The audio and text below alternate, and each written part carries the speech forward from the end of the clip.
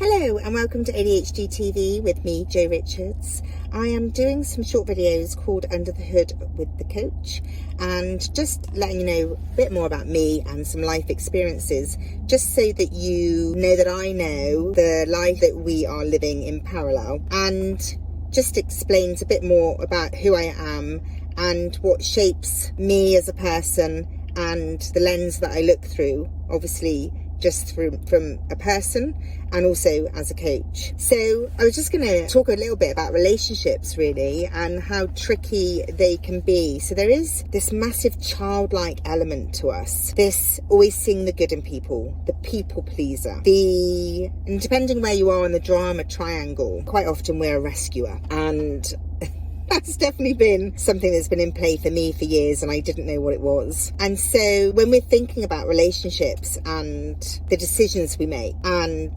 what's the invisible stuff that's driving it behind the decisions, it's a really interesting topic to kind of dive a bit deeper into. I know, just if I think about friendships, if I think about romantic partnerships, you know, especially when you don't have ADHD, you can't explain why you're the one that's always late. I had two wonderful friends, absolutely amazing friends, who actually printed my wedding invitations separately, and they changed the time. They were an hour before. So the first wedding, I actually ran into the church as she pulled up at the carriage, bless her.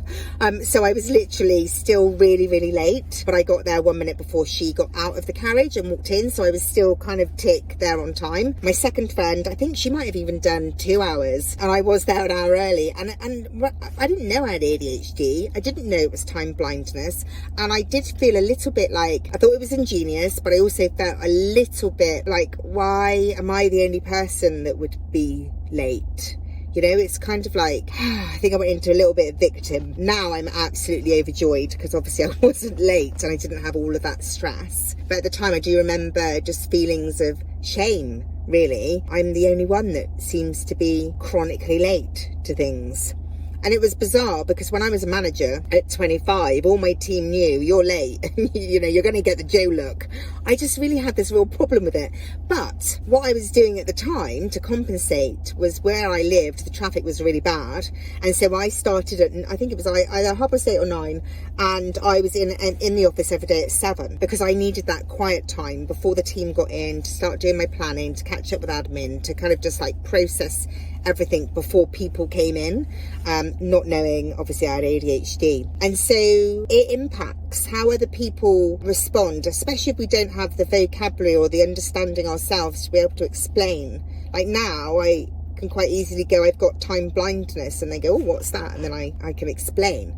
It's not an excuse. I never ever use ADHD as an excuse. It is just an explanation, and that I need to tweak things and do things in a different way, and I need to have buffers. So my two friends were amazing to give me, to not know any of that and to do my wedding invitations at an earlier time. It was just ingenious, and I'm really grateful. So I think the other thing is how people respond to our working memory is the size of a post-it note in comparison to everybody else's being the size of an A4 piece of paper. And so things fall off and we forget things, or sometimes it's just in the moment. They go, I told you, and you're like, no, I don't remember that. And then they keep talking and you're like, oh yeah, I do remember that now. It's that more detail that comes in that suddenly, but people sometimes perceive that as that we don't care because we haven't remembered. And that's the furthest thing from the truth, because we really do care about them and their friendships, and we're so loyal, and we would hate to ever upset somebody intentionally. And so to be perceived and received in a completely different way that you intend can be really challenging when it comes to relationships. Hope you're well, and I shall crack on and do some more videos and share some more experiences for you. Hopefully you'll find them of value. I do have a free resources area, so if you want any information about that, just put a comment and I can send you the information on the free resource area, where there's lots more. Take care.